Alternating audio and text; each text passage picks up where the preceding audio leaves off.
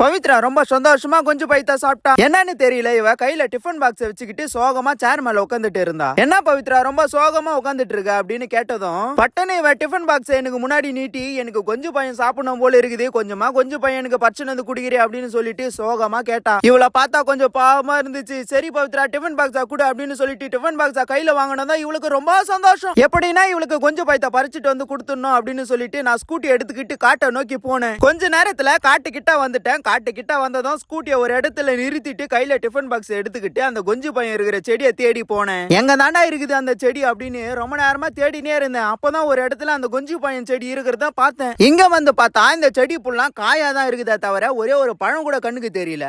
ஐயோ இந்த காயை அறுத்துட்டு போயிட்டு அவளுக்கு நான் எப்படி கொடுக்குறது, கடவுளே ஒரு பழத்தை நான் கண்ணுல காமி அப்படின்னு கேட்டதும் உடனே 3 கொஞ்சு பழத்தை கண்ணுல காமிச்சிட்டாரு. பட்டனே 3 பழத்தை அறுத்துக்கிட்டான். பட் இந்த 3 பழத்தை எப்படி அவகிட்ட எடுத்துட்டு போய் கொடுக்குறது அப்படின்னு சொல்லிட்டு இந்த பழத்தை டிஃபன் பாக்ஸ்ல போட்டுட்டு இங்கிருந்து ஸ்கூட்டி எடுத்துக்கிட்டு இன்னொரு இடத்துக்கு போனேன். அப்படியே போயிட்டே இருக்கும்போது வயல பெருசா ஒரு முந்திரி மரம் இருந்துச்சு. அந்த மரத்துல பாத்தீங்கன்னா முந்திரி கோட்டை இருக்கிற மாதிரி தெரியல. அதனால வேகமா கொஞ்சம் பையன் பறக்க இன்னொரு இடத்துக்கு வந்துட்டேன். இந்த இடத்துல வந்து பார்த்தா செடிக்கு ஒரு பழம்னு சொல்லிட்டு அங்கங்க ஒவ்வொரு செடியில ஒவ்வொரு கொஞ்சம் பழமா பறிச்சு எடுத்துக்கிட்டேன். ஆனா இதுல கூட ஒரு சில பழம் சரியாவே பழுக்கல. அடாப்பா என்னடா பண்றது அப்படின்னு சொல்லிட்டு லாஸ்டா ஒரு கொஞ்சம் பையன் செடிக்கு போனேன். இங்க வந்து பார்த்தா நிறைய கொஞ்சம் பழம் இருந்துச்சு. அடா பாவி முன்னாடியே வந்துருக்கலாமே அப்படின்னு சொல்லிட்டு வேகமா பறிக்க ஆரம்பிச்சுட்டேன். சும்மா சொல்லக்கூடாது, உண்மையாவே இந்த செடியில நிறைய கொஞ்சம் பழம் இருந்துச்சு. வேகமா நான் அந்த கொஞ்சம் பழத்தெல்லாம் பறிக்க ஆரம்பிச்சேன். அப்படியே பறிச்சுட்டே இருக்கும்போது நடுவுல 2 கலாப்பழம் நல்ல கருப்பு கலர்ல பழுத்து போயிருந்துச்சு. அதையும் பறிச்சு அப்படியே டிஃபன் பாக்ஸ்ல போட்டுக்கிட்டேன். முடிஞ்ச அளவுக்கு எவ்வளவு கொஞ்சம் பழம் பறிக்க முடியுமோ அவ்வளவு கொஞ்சம் பழத்தை பறிச்சு எடுத்துக்கிட்டேன். பறிச்ச வரைக்கும் போதும் அப்படின்னு சொல்லிட்டு இந்த இடத்தை விட்டு ஸ்கூட்டி எடுத்துக்கிட்டு வீட்டுக்கு கிளம்பிட்டேன். கொஞ்ச நேரத்துல காட்டெல்லாம் தாண்டி வீட்டுக்கிட்ட போயிட்டேன். வீட்டான போனதும் பவித்ரா என்ன பார்த்ததும் வேகமா சேர்ல இருந்து எழுந்து வந்தா.